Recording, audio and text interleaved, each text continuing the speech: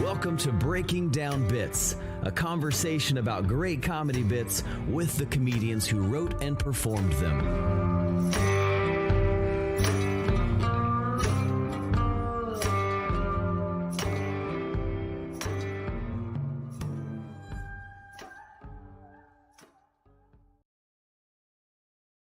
Welcome to Breaking Down Bits. I'm Brian Gendron. I'm Drew Jordan. We're glad to be back at it, cranking out some episodes of Breaking Down Bits, having some great conversations about writing, performing, and the business of comedy, and especially a great guest. We're going to have a great conversation coming up later. But a couple things before we get into that. First and foremost, we're getting back into the cycle of keeping the Breaking Down Bits virtual feedback mic on every Tuesday at 9 Eastern. The last couple have been great feedback, great comics. If you're looking for a way to work on some jokes, try some new things. If you're not getting enough stage time and wherever you're at, it's a great opportunity to pop in and work some jokes with some great joke writers and comics that are not in your market and competing with you. So make sure you sign up, breakingdownbits@gmail.com every Tuesday night. Shoot us an email if you want to get on the list there.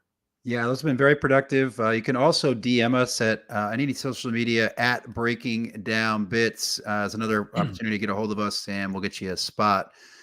Yes, we have had some productive mics. We've also had some productive new conversations. Last week we had Steph Tolev. You can get that episode at breakingdownbits.com and all the podcast platforms on YouTube. Drew, what was your callback from our conversation with Steph?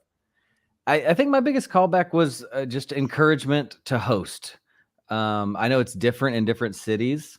It seems like, some people are look down on hosting maybe. And Steph was just encouraging comics to host as much as you can. Get up there. If you don't have new jokes and you're hosting a regular show, maybe weekly, get up there, do 3 minutes of crowd work. You never know what might come out of those moments. You might end up kind of getting the seed for a bit.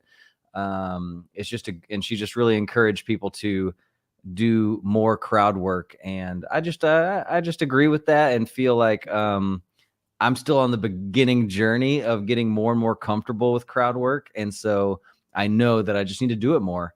And when I do it, it's fun. It brings some energy to the room. You don't know what's going to happen. It's a little scary, but it's such a good thing to work on. And if you're not doing crowd work in your set, maybe force yourself to try and see how it goes.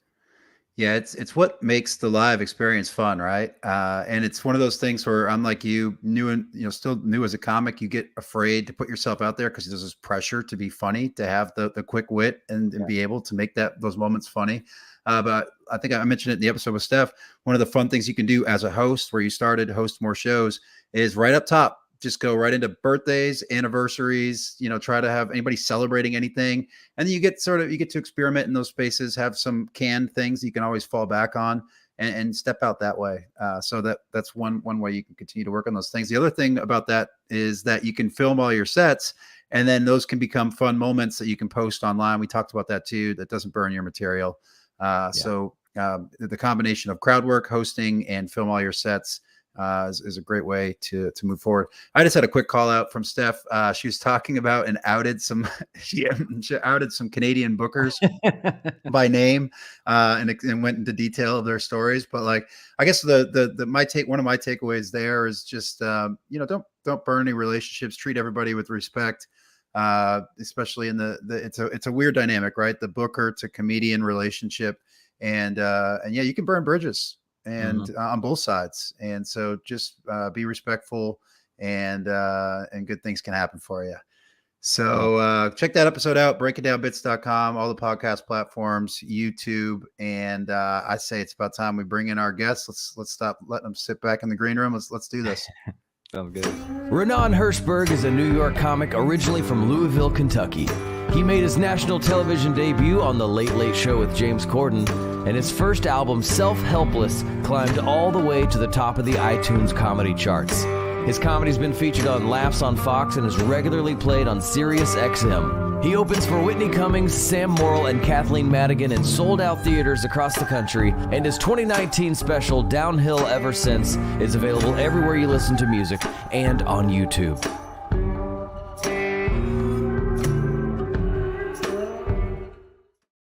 Raanan! Hey, how's it going? Wait, Oh, We dropped him right at the intro. I don't know where he went. he was about to say something epic. Yeah, so epic. He got canceled in that moment. That's what happens. Just that intro video was enough to put him over the edge. He'll be back. Downhill Ever Since, though. I watched that video. It came out on YouTube like three weeks ago or something like that. Very funny. It's from 2019, I think. Yeah, So it's 2019. I guess it was previously just available on streaming, and now it's finally made its way to YouTube if you want to catch that for free. for sure. Raanan, he's back. Sorry about that. I lost I was opening a couple when you're doing your thing. I was opening a couple other windows online, and then I totally forgot which one was yours, and I was scrolling to find it, and then I accidentally cut it out. It reminds me, you look, Joe and Raanan love movies.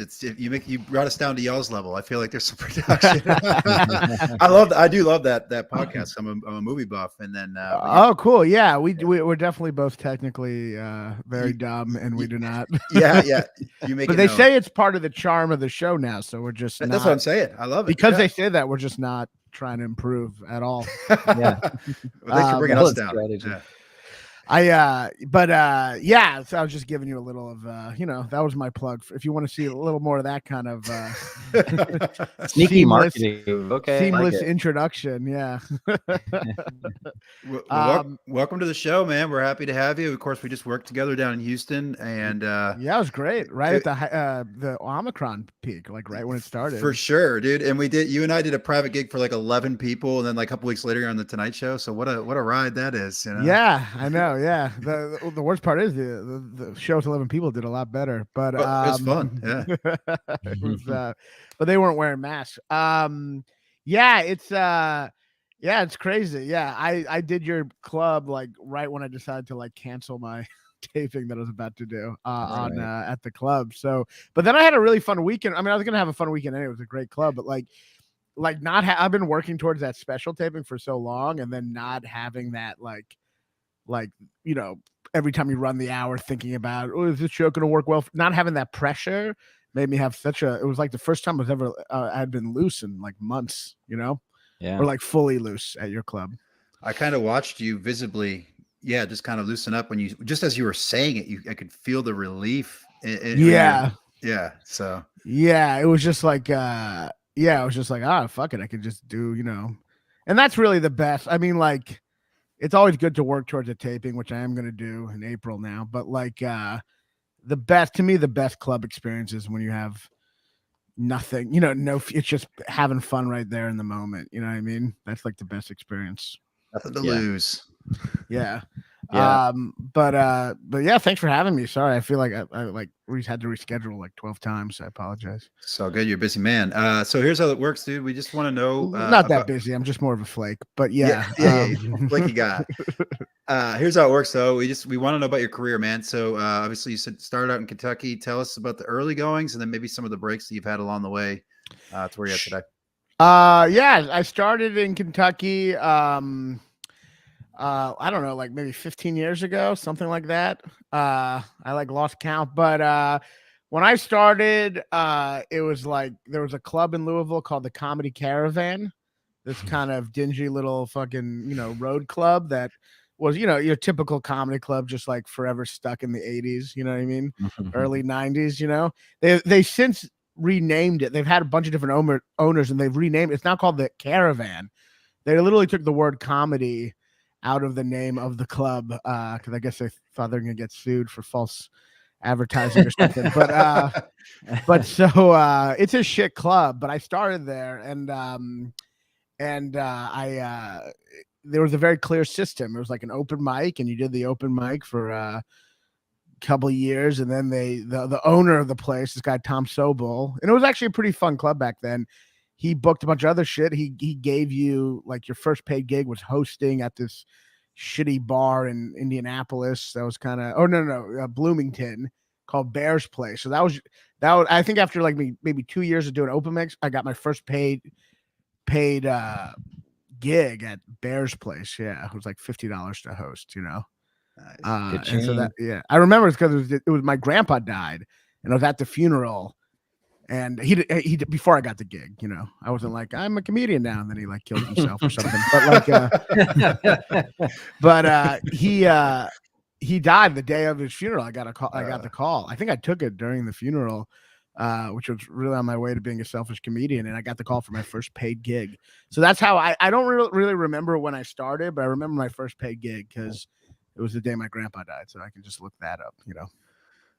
And that 2 years of open mics, just eating shit, is that, or getting better? Yeah, it's so hard to like. It's so hard to even try to remember. I think it's too painful. It's like a repressed memory. Joe DeRosa, you know, the comic Joe DeRosa. Mm-hmm. He has a great bit where he's like, people are like, if I knew. People always say that phrase, if I knew then what I know now. And he's like, if I knew then what I know now, I would have killed myself. I would have been like, life is not worth the effort. So, yeah, I don't like the idea of even thinking back on that is like crazy. But yeah, I guess I guess you had your own sort of, I guess a good thing about when you start is like, you're always basing how well you do on the biggest laugh you've ever gotten, you know? So you never realize how much you're bombing because it's all in relation to your best set, you know? That's why whenever you see someone bombing all the time, you're like, I'm sure you see that at your club, like, you know, like at open mics, or, you know, there's a guy who's always bombing and you're like, why does he keep on doing this? Because like to him, getting like a minor polite chuckle once is like his killing. So he's just trying to get back to that. So it's like, it's all in relative to your best set, you know? Yeah, your best PR personal record. So I guess at the time I thought, you know, I was doing well. I mean, I remember, I don't remember, like, I remember struggling sometimes, but thinking I did well a lot. I remember like back in the day, like it was kind of cool because you had no bits really, like your go-to bits. So every show you were like really working on all new, you know what I mean? Yeah. It's kind of what you should really be doing when you're like further on in your career. Just try to do all new a lot, you know. Right. But like, I think not real. I remember I'd think of a 5-minute bit and do it that night. You know what I mean? Which today is insane. It's like today, it's like I try to do new shit and like one like fucking tag works kind of, and then I like move that on and build off of that. But back then, because I guess I had, you know, I didn't have high standards for myself. I feel like it was much easier to develop new material because I thought it was all good, you know?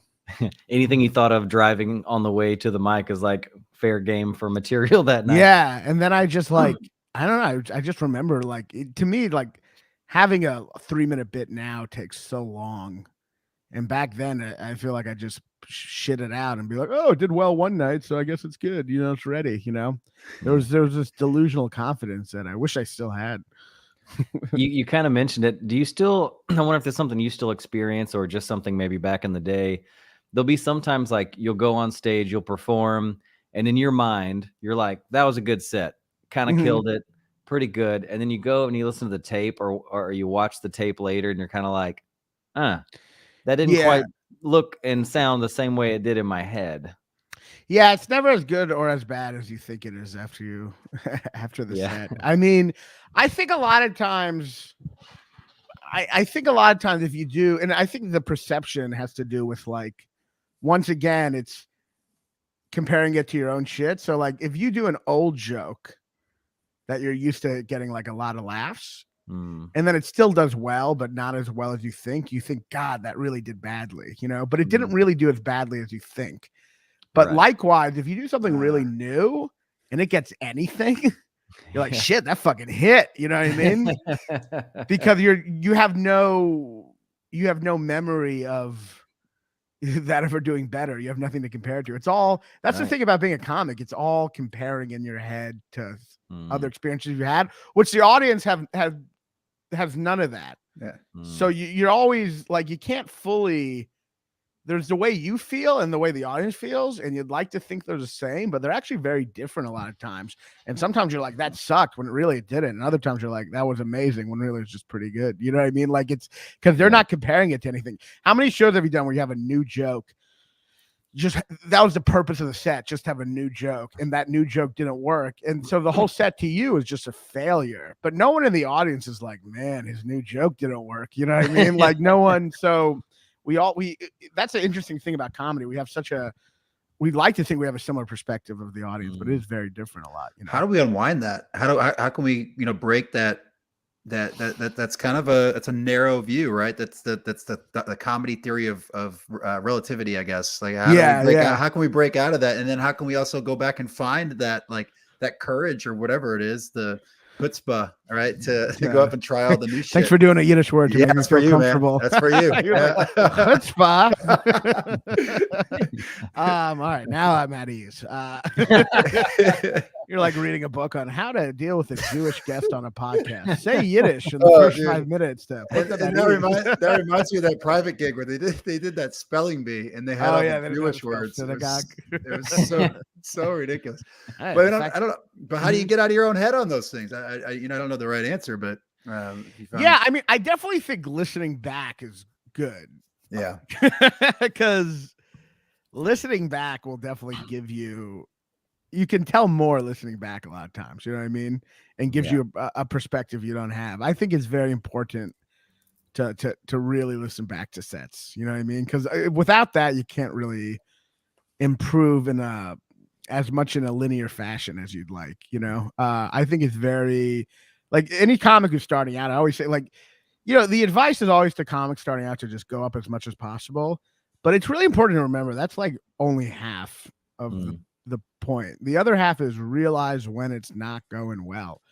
Because so many comics go up all the time, but then just bomb all the time. And it's like, well, that serves no purpose. You need to go up all the time and know when it's not going well, which involves, you're feeling up on stage, but also listening back and really getting a more clear perspective. You know what I mean? Yeah. It's almost like that old phrase. It's not practice makes perfect. It's like perfect practice makes perfect or something like that. Like it does. Yeah. The quality of your practice. Never heard that phrase at all. That's a phrase. You made that up. You totally made that up. I don't heard the first one. Okay. Quote. Perfect practice. No. Yes. But yes. It's totally true. I mean, comedy is half an art form, half a sport. And like, if you're and I mean sport in the sense that there's a clear, scorecard, which is the audience is laughing, so like, just like sports, when you have to, I don't know anything about sports, but I'm sure they watch videos of how they play to, improve, you know what I mean? Michael Jordan wasn't just like, I'm doing really well all the time. Never, not analyzing it, I don't know. But so, yeah, I think it's, I hate talking about sports because I know nothing. So that is what happened. But so, yeah, I think it's important to just be aware and, do everything you can to be aware, which is, rewatching, I thought of something while you were saying that is you have to be in the right frame of mind, in the right space to be able to receive that. And so figure out what that might be for you, right? Is it for some people just to make sure they get it in, it's the ride home after the show, or maybe it's the next day after you've had your cup of coffee and you're just kind of in the right space to look at it objectively. Of course. You know what I mean? And so that's a part of it. But yeah, I used to be too like intense about it. I would like listen to the hour long. I'd be headlining and listen to the set in between shows, like if I had 2 shows that night, and that's too much. Like, you know what I mean? Like you gotta it has to be like, to me, it has to be like the next day or, not like before the next show. You know what I mean? It's just too much, cause it's like, you gotta just be a little loose at times. But yeah, I always think, you got to practice as much as possible and prepare as much as possible. But then the hard part is also like forgetting all that when you get on stage too, and just kind of be loose. It's like you have to do both. That's the real hard work. The reason comedy is so hard is because if you only work hard, it'll actually go bad. Like you have to like work hard, and then like you can work too hard and stop having fun, and then it fucks it up. So part of the hard work is like working really hard, like preparing, and then like really like just kind of forgetting that all when you go on stage. Yeah. Well, it's a good point. Like you said, a lot of times for new comics, the one thing everyone says is get on stage, get on stage, get on stage, which is true, but you're right, not without the analyzation of your previous sets. Otherwise, you're kind of just you could potentially just making the same mistakes night after night after night. Yes. Like you really have to go and analyze what's working, what's not, what needs to be changed, what needs to stay the same. And that's how you actually make progress. Just going upstage every night and doing the same thing. Yeah, exactly. And to throw even an extra thing on top of what you said, you have to do all that, and then also remember not to be too in your head. Yeah. So it's like you have to be really in your head, and also remember not to be in your head. But it's a mental. The analysis is important, except when you're on stage. You know what I mean? Right. Once you're on stage, and I guess that's the hard part. It's like you have to be so in your head, and then so not in your head when you go on stage. You know what I mean? So it's two different kind of games. There's writing, and then there's a performing. Those are two different skill sets. Yeah. You know? Scott Dickerson talks a lot about that, and we had him on the podcast really early on about how to write funny. And he talks a lot about your creative brain and your editor brain, and it's important that you live in both worlds, but you got to be in the right brain at the right time. Yeah, it's so important, and that's where it's like when you're doing well on stage, because comedians, even though the audience it's like a balancing. Because I don't want to act like the audience. I don't want to act like the audience and you are never on the same page, and it's just a complete disconnect. That's not true. When you're having fun on stage, the audience can sense it. So there is overlap. I'm just saying sometimes it's not as precise as you think it is, but or what you thought was shitty was actually pretty good, but there's still, I still think every comedian's goal when they go on stage is just to like lose themselves in the moment. You know what I mean? Mm-hmm. I think that's everyone's goal. So that's why a lot of times the comedian will leave stage and be like, man, that sucked. And you're watching, you're like, no, you did really well. And it's like, the reason they say that sucked is because they never lost themselves. They were on stage watching themselves tell jokes. And that's really, for the comedian, that's the real bombing. It's not like getting laughs or not getting laughs. It's not losing yourself on stage, because we all just want to forget about our shitty selves for a little bit. And when we don't do that, we feel like we failed, but no matter how well the audience perceived it or not, Yeah, that's true. You'll find yourself scoring on stage. You're like, well, that one didn't hit, that one didn't. And then you're not in the then you're not in the moment. That's exactly right. And that's a great point. When you're scoring, you are doing the analysis, and it keeps you out of the moment, because when you all, like, everyone knows when they're doing well on stage, they've lost sight of the score. It's not about whether each joke's work. It's about, I'm having fun no matter what happens. You know what I mean? It's like this, like, you're not like, oh, that joke didn't hit as well as it used to hit. It's just like, you're just feeling this rhythm. You're in the zone. So scoring on stage is so bad.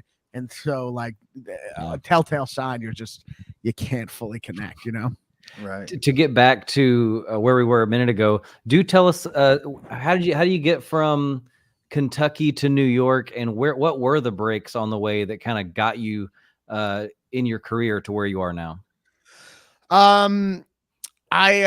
So I guess there's different ones. I mean, I guess in a way, the first break I got was I had a buddy who had a list of clubs emailed, and he said all over the country, he was like, email these lists every month, like with like, asking to feature. And that was like a huge break that I feel like other people didn't really do, which was knocking on doors, So I got this list because I was having trouble. They wouldn't feature me at my own club, because it's tough at your own club, because they've seen you when you're changing your own diapers. They see you in the new, and they can never forget that. You know what I mean? Yeah, sure. So, but then if you feature emailing other clubs, a lot of other clubs also don't give a shit about the comics in their town, so they're looking for out of towners. So you just have to email, So I remember I had this list of all these clubs on the road, and I just started emailing them every month, with some kind of tape, and I started getting work that way slowly, And so I started featuring on the road for years, a lot of shit clubs, places, that sound like they're like, insane asylums or whatever. The loony chuckle fuck. Yours not like that. No, yours are right. That's fine. So, they'd sound like some kind of, crazy protest or riot, whatever. No, and so I'd, you go to these clubs where that like one of the drinks would be called like the lobotomy, and people would drink it and just OD or just go crazy, and then you'd have to fight hecklers, like be like, how dare you react the way anyone react to this drink that they sell here, but so I did that for a long time, and I think that was like really crucial because like I learned how to do well on the road, and I learned how to do well like I learned how to make rednecks laugh, which is really important. You know what I mean? Skill.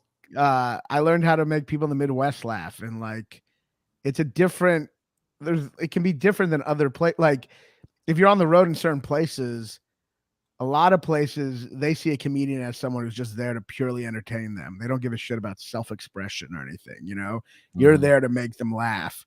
And it's important to like, I don't think it's good to be only do that your whole career, but it's important to at least learn from that and learn how to be the person. You got to have that balance between self-expression and entertaining. You know what I mean? Like if you're all about self-expression, it can be self-indulgent and pretentious. If you're not about self-expression at all and purely about just doing whatever you can do to make the audience laugh, you become a hack. So you got to find that balance. But an important part is to try both extremes. So, in the open mics, a lot of times it's just self-expression and it's just comics in the audience, and they're just trying to see if you have a unique take. But on the road, they don't give a shit about a fucking unique take at a lot of places, So it's important to like experience both of them. So I felt like I had that experience that a lot of people, like I moved to New York eventually. A lot of people started comedy in New York in the open mics, and they don't know what it's like to be on the road. And when they get on the road, they don't really understand how to do well on the road because they don't understand how much of their stuff is like jokes based on a shared value system. That's a big thing about the road. Sometimes it's like you might have a funny joke, but it's so many jokes. And I'm not saying these are bad jokes, but they're based on a shared value system, which is that you agree politically and the same values as the people in the audience. So like, if they don't have that shared value, they're not going to laugh. I'm not saying it's necessarily a worse joke than a joke that, on some level, I do think the most pure joke is something where anyone can laugh, no matter your value system. But I'm not against shared value jokes. I have a lot of those, but it's important to be aware of jokes that can only be funny if the audience agrees with it first, or if it's a joke that can work no matter what the situation. And to know the difference, is maybe more important. You said something really fascinating that always blows my mind. We have people that do what you do, right? They're like, hey, can I feature at your club? And from my perspective, I'm like, headliners, we got it down. We can pay you well. We know how that works. But with features, I'm like, dude, I can't offer you. I can only give you $25. And like, you're in Chicago and I'm in Houston. Like, how could you make that work? So tell me, how do you make that work?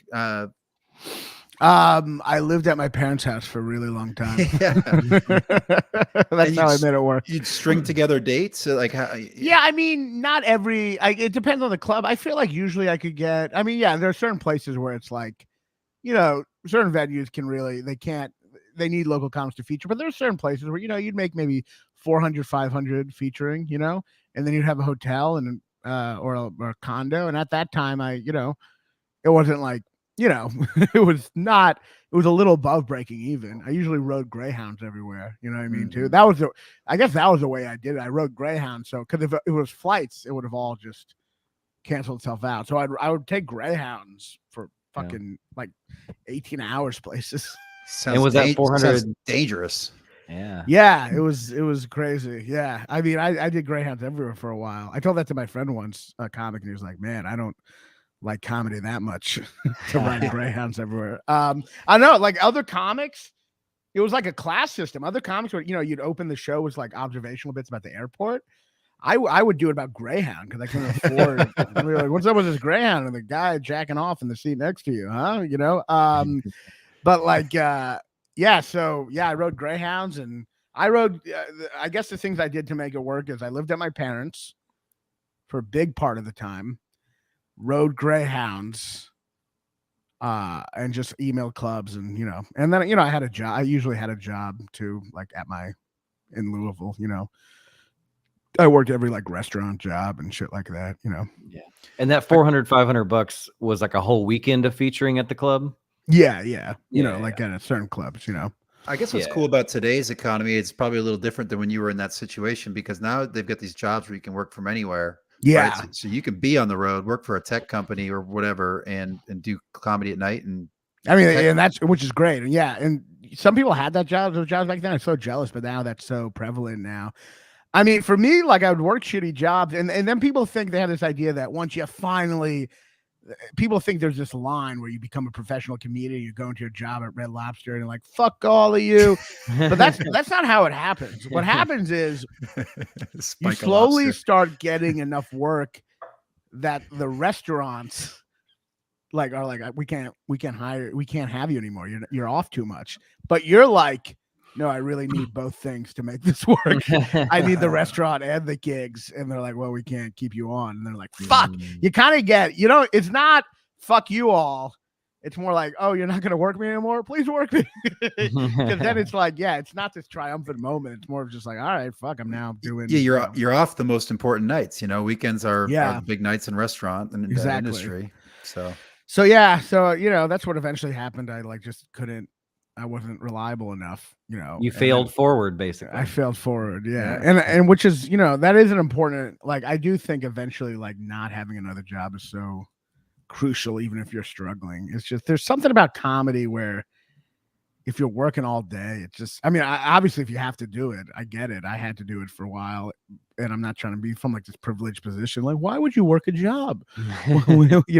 But like, there is something about comedy where you, unfortunately, to be your best at it, like you got to have reserved energy by night that is just completely zapped at a job, And time to like, yeah, we'll get into the writing later, but yeah, I think whatever your preferred writing style is, you have to have some time open to make that happen. Yeah, and some reserve brain. And you kind of need to be lazy too. Like comedians need to be a little lazy during the day so they can, I don't know, at times just let it, stuff just pop into your head. Yeah. So it is tough. But obviously if you have to work, you have to work. It's just, I know some comics who have been in this place where they could quit their job. They just struggle a little more, but with the job, they have security. And in those moments, I'm like, quit your job. Yeah. Because it's going to fuck you. You know what I mean? And never have a job that has any responsibility. Well, like Mark Norman talked about how he was like a janitor, and that's like the perfect job for a comedian because it's kind of mindless work, and he could be like running things. He didn't have any emails and meetings and in his head. He got to just kind of think jokes all day while he was just doing the physical work. Yeah, that's great. Yeah, it's good to have like a boring, mindless job. I've known some comics who are starting out who had like, one was like a manager at a movie theater. I'm like, no. Because when you have that kind of responsibility, they want you to give up some of your soul for the job. You can't just have the hours or like, that's true. Oh, come, you got to stay later and think about the job and actually care about it. When you're a manager, they make you have to care about it. Yeah. Which is death for comedy. Caring about anything. Yeah. So let's do one last part of your journey. Take us from your road Greyhound days to now, being past some of the clubs in New York. Yeah, it was funny. You're like big breaks. I'm like the loony bin. 19. Guy yelled "Go home, Jew" in the audience. That was my big break. Made it. So from there, my other big break. There's like I've had like, I don't know, big breaks, but like other thing that definitely I could tell visibly moved me along was I started opening for this comic Kathleen Madigan, who's this great comic. I was gonna work at, I got lucky. I was gonna work at I had emailed the clubs knocking on the doors, and after a couple of years, one of those clubs was Mark Ridley's Comedy Castle. And Madigan happens to, that was one of the few clubs she still worked. She was mostly theaters. And I don't know, I guess they showed her, she had a choice of openers and they showed her my video and she liked it. And I opened for her there and we clicked and I started going on the road with her in theaters. And that was huge. And I still remember, like, I got a paycheck from the first time of doing theaters for a weekend. And I almost felt like crying because I was like, it wasn't like I could now live off comedy, but I was like, man, if I did this like if I got checks like this all the time, it was like a livable wage for a weekend. You know what I mean? But it was like it was a big deal because I suddenly was able to like save money. You know, it was crazy. It was the first time I did gigs where I wasn't like barely breaking even, you know, it was crazy. So like she doing gigs for her allowed me to get enough money and this is why she means the most to me. It was also, she's a great comic and I learned a lot from her, but getting gigs through her, opening for her, allowed me to save money to move to New York, which was another crucial step. And then, so that was, her was a big, and she once gave me like socks for Hanukkah or Christmas. They're like Christmas socks. They're still my lucky socks I use for every like important show. She gave you Christmas socks though? Well, yeah. Well, I don't even know if they're specifically for me. They might have. No, I think they were for me. But yeah. Merry Christmas, Mr. Jewish comic. Hope you enjoy these socks. Well, they might have Hanukkah shit on them too. I actually haven't looked closely at them. But, holiday but I do wear them for every important show. So that was So that was a big thing. And then I think the other thing was doing James Corden. That was my first late night set. And I think the reason I got was also kind of a little from her is she was always telling me like, you know, it's funny, but like you got to be a little personal up there. That's what makes people want to come back. They want to feel like they know you. You can't just be, you know, it's important to be funny, but like you want to have something that they can relate to, a personal thing. And she was like, for her, it's, you know, talking about her family, you know, and I had never really done a lot of family jokes. I always just thought they were corny from my perspective. You know, I always wanted to just, you know, be like Doug Stanhope, you know, if I'm going to talk about my mother, it's about fucking killing her as she's sick, you know? But I started doing these jokes about my mom, and it was like that deer joke, or one of the jokes was that I put that in a submission tape for like Corden. And that's what definitely, I mean, he was like, we started working together, the booker there. But I feel like having some jokes about family, maybe it was because it's more family friendly for like a late night, but I feel like having those jokes really helped me like at least get my first late night, because it made it a little more personal to me, jokes about my mom, you know? Yeah, you kind of create a fun character for your mom in a sense. We start to get a sense of this is like almost like a sitcom character. I can imagine your mom as a person a little bit through the interactions that you share. And for years, I just wanted to be Doug Stanhope. I mean, listening to Doug Stanhope, he made me want to be a comedian. He's a great comic, but like in a way I was just imitating him and wanting to just be cool and talk about drinking and alcohol and like hot takes about government, you know what I mean? But you can't pick the kind of comic you are. And what came from me, I mean, I still like to have, you know, interesting takes, but what was natural to me was jokes about my family.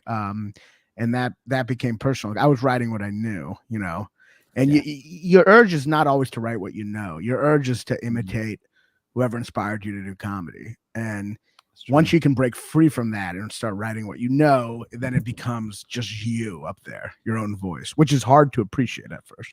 That is true. Yeah, that's great.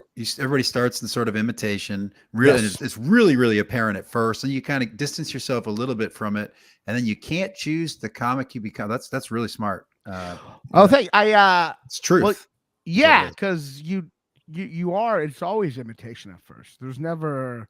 You see someone who, we're like, I just want to do that, you know, and imitation makes you go far away. But eventually, you know, like eventually you slowly start to find your own voice, which is never that. Finding your own voice isn't this like crazy inspirational moment where you're like, I found my own voice.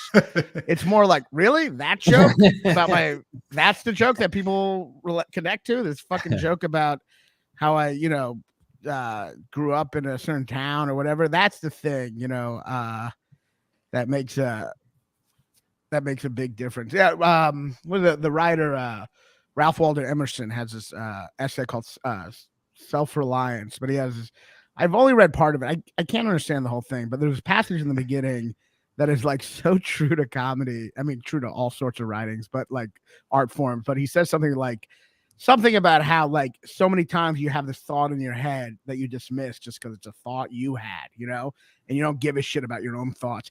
And then you see someone else just write out that thought and you're like, that's genius. But the only difference was he had the confidence to carry it through and write it out. You know what I mean? We're so quick to dismiss the things in our lives that come from us purely because we're like, who gives a shit about my own little thoughts? But that's the shit that's really magic if you have the confidence to explore. Damn, that's deep. The first RWE quote we've had on here, man. Holy shit. Hell yeah. It's deep.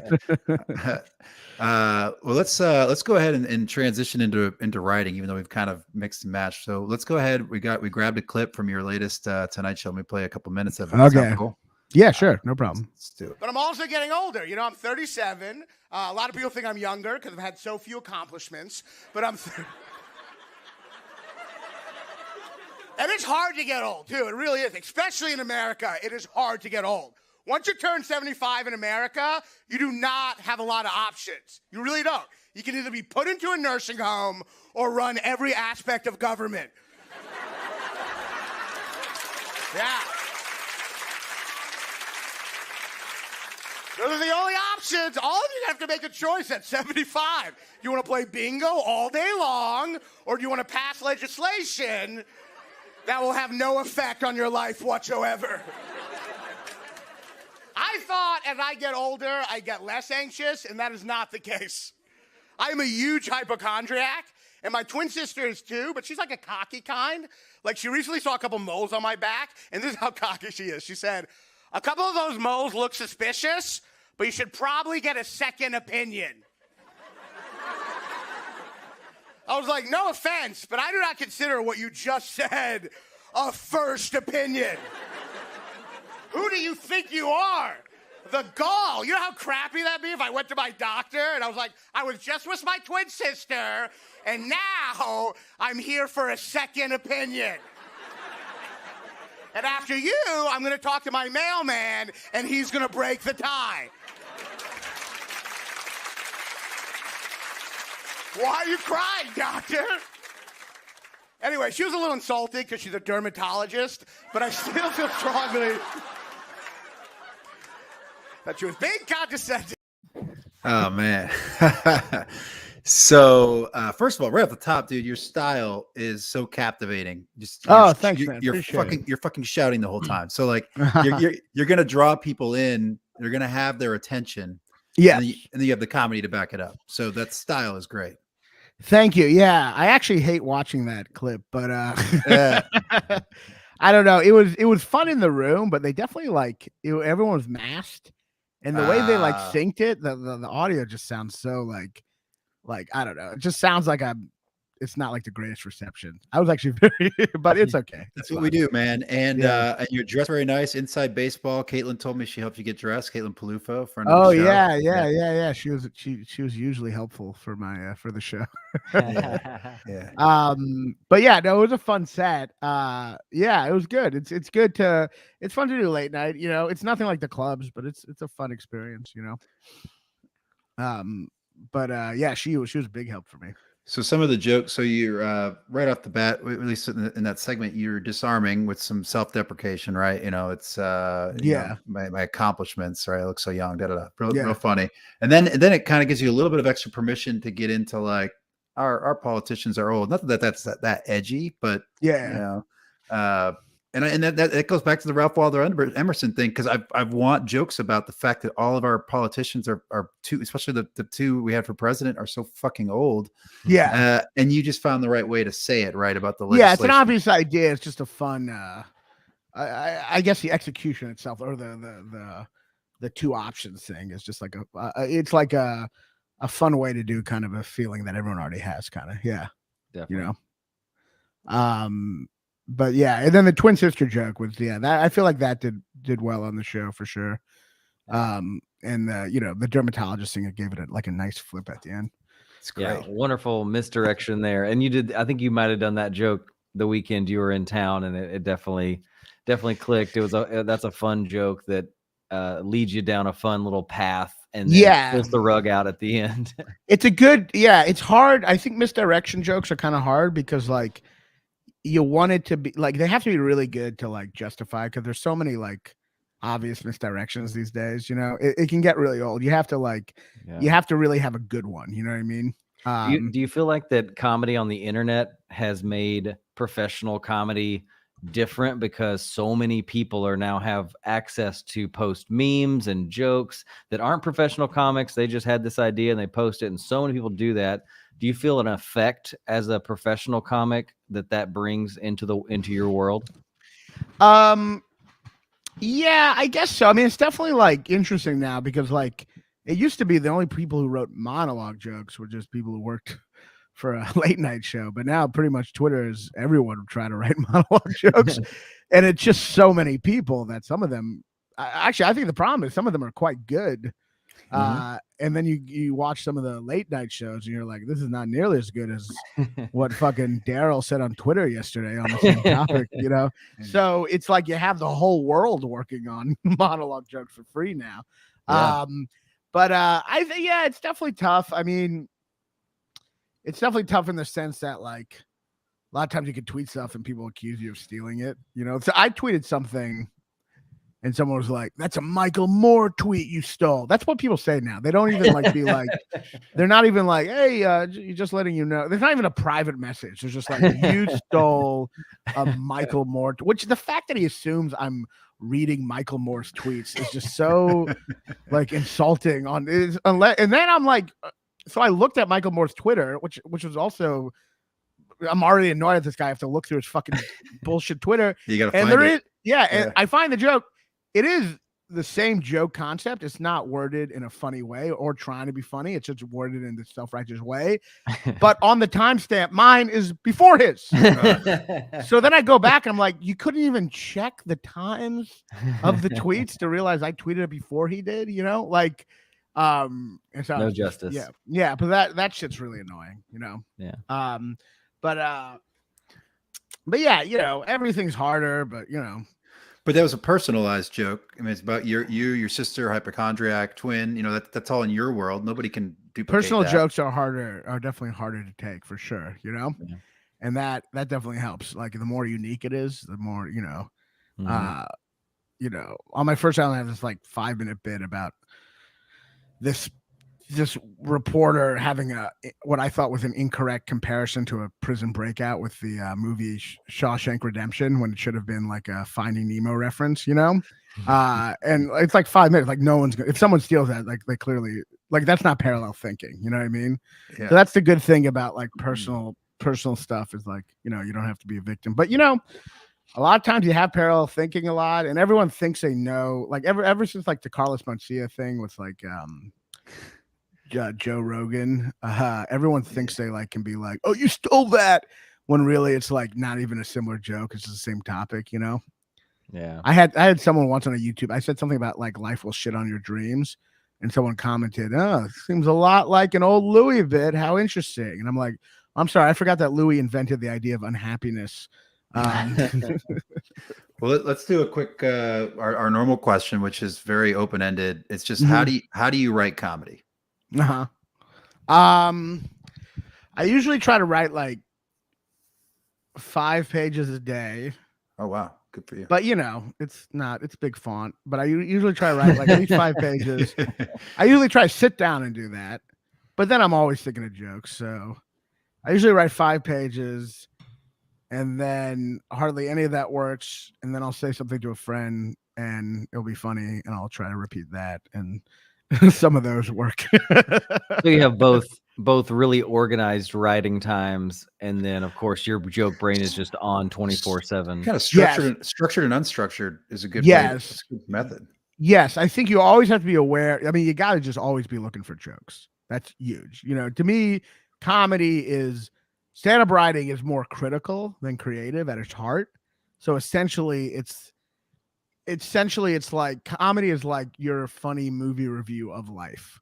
So it's like if you have writer's block, it means you probably haven't had a lot of experiences lately. Right. So it's like a movie critic trying to write a movie review, but they haven't watched the fucking movie. You know what I mean? Go out and do shit. So like to me, it's like you have to just be aware, looking for funny all the time. That's so key to be like, I know it's annoying, but like to constantly be like, maybe that's a bit, to have that on. you know, you don't want to drive people crazy, but to have that on some degree is so crucial. Otherwise you're just going to let everything, and it's not just shit you say that's funny, thoughts you have, like being aware of a thought, the ridiculousness of a thought, you know, not letting it just fly away, you know, catching it. And to me, that's more, I write in the day more to organize stuff. Like I'm writing some new shit, but I'm also trying to remember other shit, you know, and kind of organize it. But like, it's more important the other type, honestly, where you can just be like, just be aware of kind of like the absurdity of a thought, you know, or a behavior, and just have that awareness. To have that awareness is so crucial to comedy. And that develops over time, I think, right? Being able to pick up on those things faster and more in the moment. That's something that you probably, maybe when you started, you didn't have that awareness that you probably have more of now, noticeably, I would imagine. Yeah. You know, just thinking of like, yeah, I think you just get more and more aware of it from all the little things you do. And, but yeah, I try to do that. And I try to write in a state, you know, in the morning, you know, try to write a little, and then, you know, just those are the two, you know, important pieces in terms of like working on the joke, like, you know, always recording your sets and listening to it afterwards, and jokes kind of naturally just progress. You know what I mean? A lot of times, like so much of the time you'll do a joke on stage, it won't work, but the tag that you thought was more of an afterthought will get a big laugh, and that will be the beginning of working on the joke. Because it's not just writing, thinking of funny shit. It's how that comes out with you saying it and your voice and your physical looks. How does that joke work with you? And that's something the audience has a little more awareness of than you do. They're like, it's funny the way you say that. You know what I mean? Yeah. These other jokes might be funny, but it's not funny coming from you. That joke, that way you say that, is funny coming from you. And that's where you do have to like trust the audience on some degree. That's a really valid point. We get like our self-awareness, we develop and we grow, but having external awareness, the audience gives us that, and that's why we have to perform. That's part of it, no matter what level you're at. It's the one art form where you have a focus group from the like pretty much the beginning, and so they're shaping it the whole way, and you can't let them decide everything. You know what I mean? Yeah. You definitely should never write because what you think the audience will find funny. You write what you think you'll find funny. Yeah. And the stuff that makes into your set is the stuff that the audience agrees with you. Yeah. On what the audience is like, I also find that funny. You know what I mean? And so like, it's like the natural selection of those jokes. The jokes that stay in your act are the jokes. There's so many things we find funny, and you should say all that shit on stage, but so much of that, like, no one else finds funny, so it's not viable. But it's the jokes that stay in your act are the jokes that the audience and you agree are funny. But you also shouldn't let them define everything. And if there's a joke that you believe in but it doesn't do well, keep on working on it. Don't work on it forever, but like definitely don't give up right away, you know. Yeah, good callback to the Sean Patton episode where he makes the statement, "Don't kill your babies." You know, he shelved this joke forever, and then finally something in the news happened that unlocked the way to share this joke he'd been working on and shelved, and it came out, and I think it was on TV or on a show or something. And that happens a lot. Yeah, that's a great point. It's funny. The original phrase is "sometimes you have to kill your babies" by Faulkner, but he was twist on that. But like, but it's a good point. Like a lot of times the joke doesn't work, and then there is this like little thing that allows you to like make it work later. You know what I mean? That's why sometimes like if you can't get a joke working, kind of giving up on it, there's some shit that happens in your head while you're not thinking that kind of works on it. You know what I mean? A lot of jokes I have, like, I thought I'll like think of an idea for it, but it'll be like half formed and I'll kind of forget about it. And I'll come back fully formed later, you know? So there's something to like, I mean, you should work on it yourself, but there's something to like letting your brain do some work when you're not realizing it, you know? Yeah. I know there's a ton of stuff that we want to get to before we wrap up, but I have to, because it's such a big part of your style. Can you break down your strategy for the energy that you bring on stage? There's a lot of moments where you pull the mic down and yell and inject that big energy, those energy moments. Is there a behind the scenes strategy of how you use that, why you use that, how that happened in your set? Is that something from day one? It was just part of who you were on stage? I don't know how it exactly developed. I think there's a combination. I didn't like go out of my way to become like the yelly comedian. I think it was like a natural evolution. I think what happened, I think it's a couple of things. I think I started out in so many bars where no one was listening. Yes. So I learned to like yell to just get attention, you know? And then by the time I actually had attention, it was too late. I was already yelling.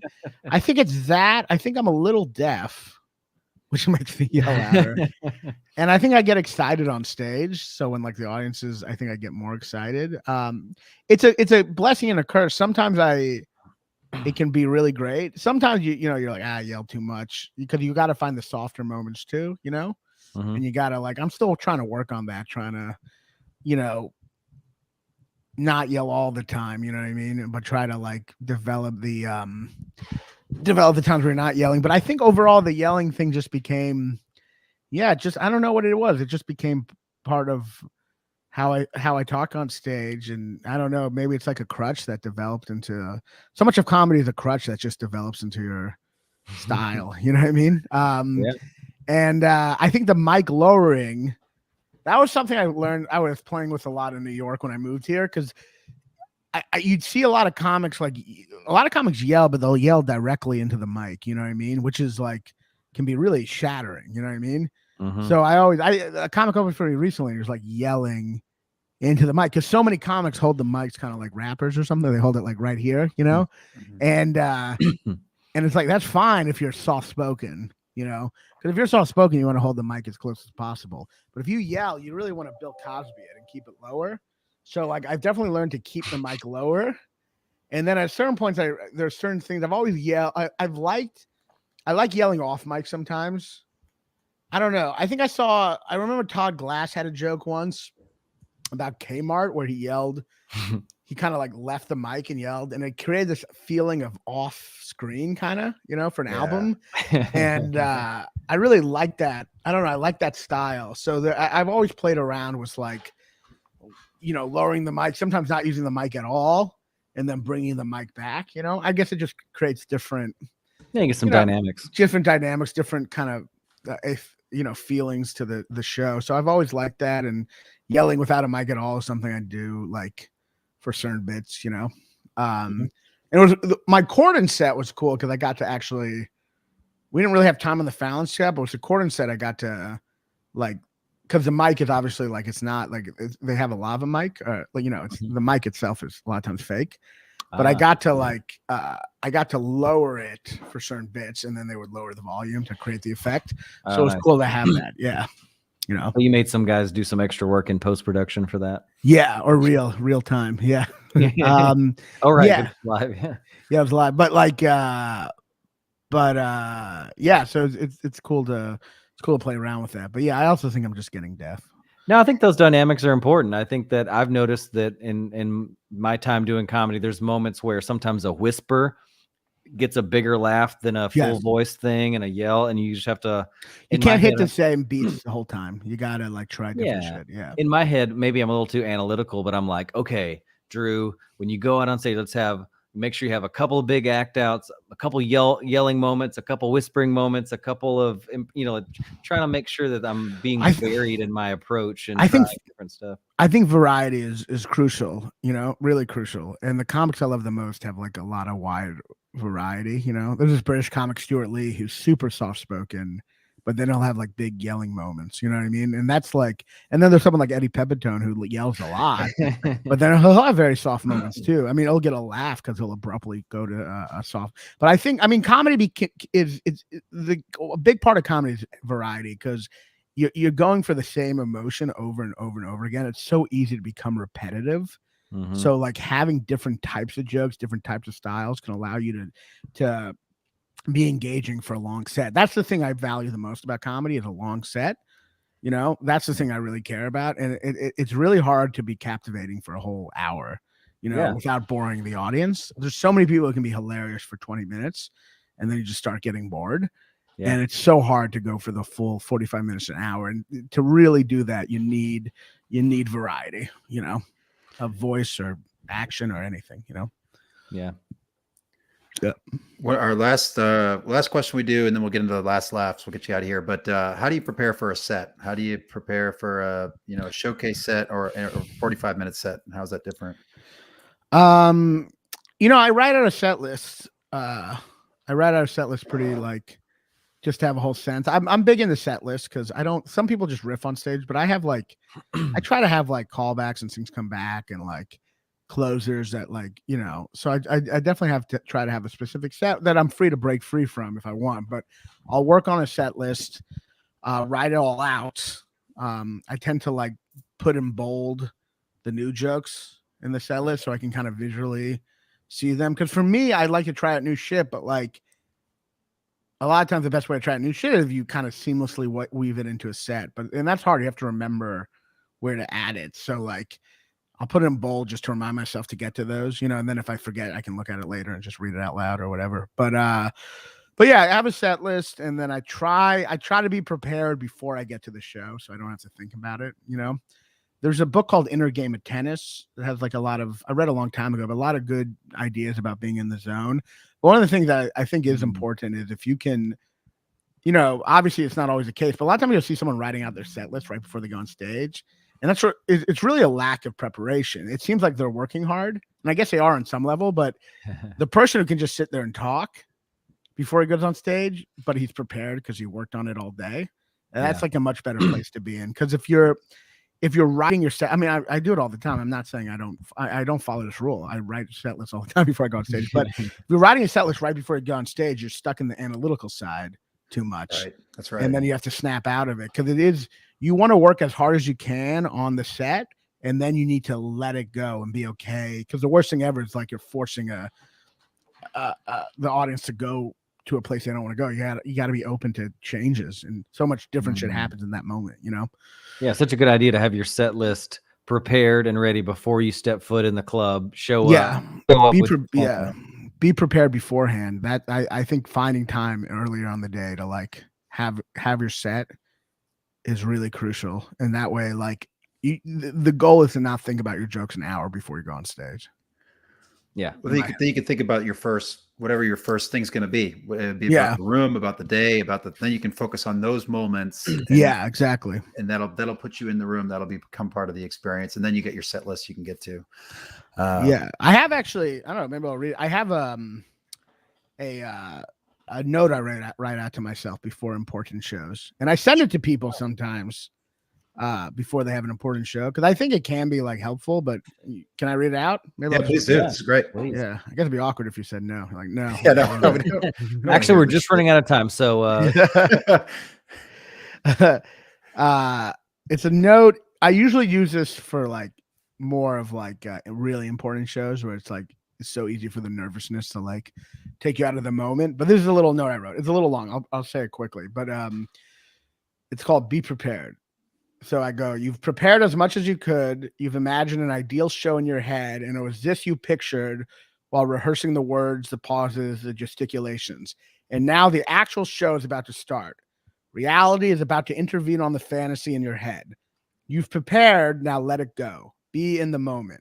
Don't be armed and ready for things that intervene on the fantasy, but rather live in the moment, embrace what happens. This is fun. People have come to see you, laugh with you. You have a chance to forget yourself. You have a chance to be present. Let it go. Be present. And I just kind of like read that before I go on stage sometimes for important shows. And it kind of helps me like forget, remind me of that, Now that's perfect. Yeah. Send me that. I got a big one. I'll send it to you. Yeah. I'll send it to you. Yeah. It's, it's corny, but it helps to like, remind yourself that right before, because you lose the nervousness and all that can make you lose sense of gratitude. And I mean, it's pretty awesome when people have come to laugh at what you say. It's a pretty awesome experience. And it's so easy to forget the excitement of that experience because of the routine and all that. And it's also easy to forget, like when you're working on the set before and you just want it all to go perfectly. And that's impossible. It's an audience full of different people.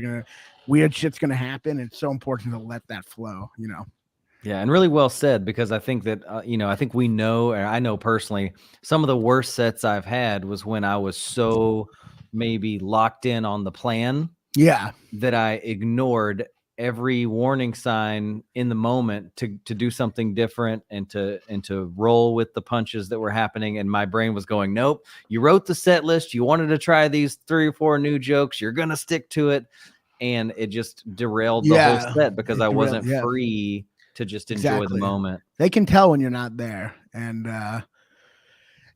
so yeah, that can ruin it. And then what makes comedy so hard is eventually you have to get a tape for something like late night, and then you have to ignore all those instincts and be like, oh, I can't like fucking, I have to actually just do the script. So you have to learn all these instincts and then go against them to get a tape. So, you know, Yeah. And I love the idea that it's a fantasy. Like I'm at a comedy festival right now. I had 5 hours to create this fantasy of what it was going to be, and then the reality is something different. But you can't let that impact how you show up. And in fact, you have to change how you show up. So if you're prepared, you're prepared. You're able to do right. that. Because we always imagine the audience dying laughing. We don't imagine we imagine like when we write jokes, we imagine that the audience is it's crushing in our heads, and you have to let that go. Yeah. You know, I write jokes and I just imagine people mediocrely chuckling at them. And it's like, yeah. Well, then the reality won't be so disheartening for you. Yeah, No, I'm joking. That's where you should be. All right, you're like, this is just like my dreams.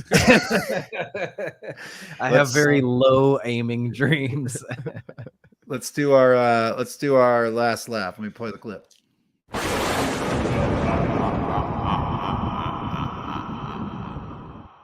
It's weird, I know. I'm sorry. No, it's fine. Okay, so here we go. Here's how it works. Last laugh. It's the joke to be remembered by. It could be your joke, one of your heroes. Don't matter. Just make it funny and put it on your tombstone. What you got? I tried to live every day like I was going to die tomorrow. Depressed and full of panic. I don't know.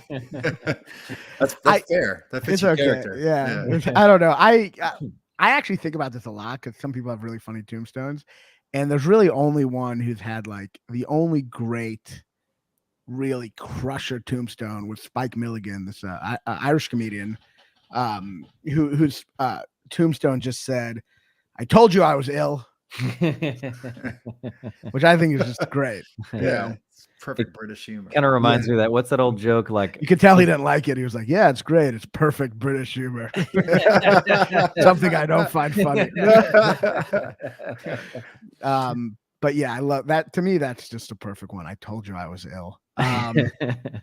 There's some other good ones. That's all, folks. Mel Blanc, Looney Tunes guy. I like that old. I think is it a Jack Handy joke? The one that's like, when I die, I want to go in my sleep like Grandpa, not screaming like all of his passengers.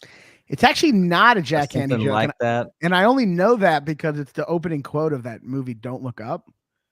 Oh yeah. Okay. It's right. Yeah, that's right. That's right. I hated that movie too. I fucking hated it. Yeah, but some when that got posted, a comedian like tweeted how that's not Jack Handy's joke. Like they didn't even that movie's so bad they didn't even research who wrote that fucking joke. I can't remember. I know it's been around forever, but I guess that's why I connected it to Jack Handy because I saw that. I just watched they that said movie. On that. It's a great joke. I can't remember who they said. It was like one of the other writers, but like that's a great joke.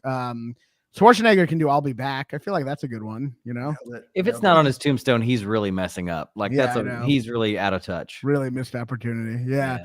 But yeah, it's hard to do a funny one. I feel like that one's okay, but I probably think of another one. You know, it's good British humor. You have plenty of time to figure out a new one before you kick the bucket. So. Bukowski's was "Don't Try."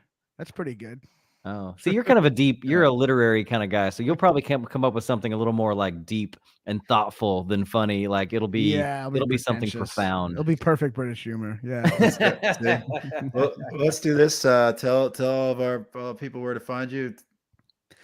Well, you can follow me on Instagram at Raanan Comedy. That's RAANAN. Oh, there it is. Yeah. So follow me on Instagram.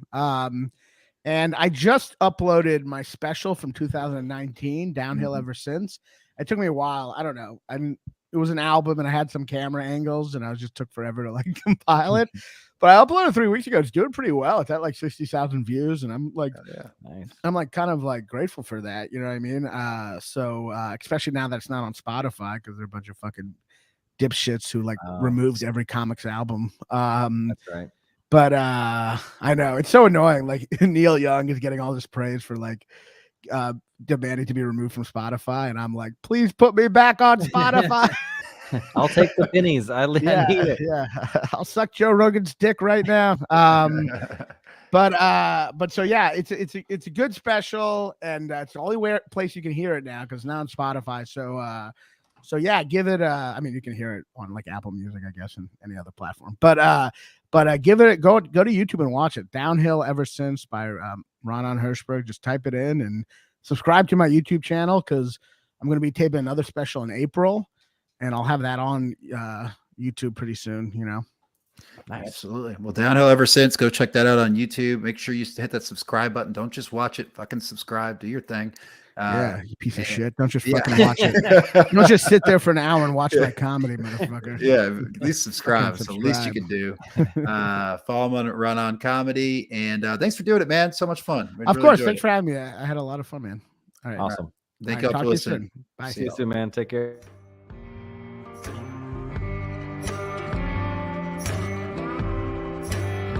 Thanks for listening to Breaking Down Bits. You can keep in touch or get more when you follow @Breaking Down Bits on social media, visit the website breakingdownbits.com, or shoot us an email at breakingdownbits@gmail.com.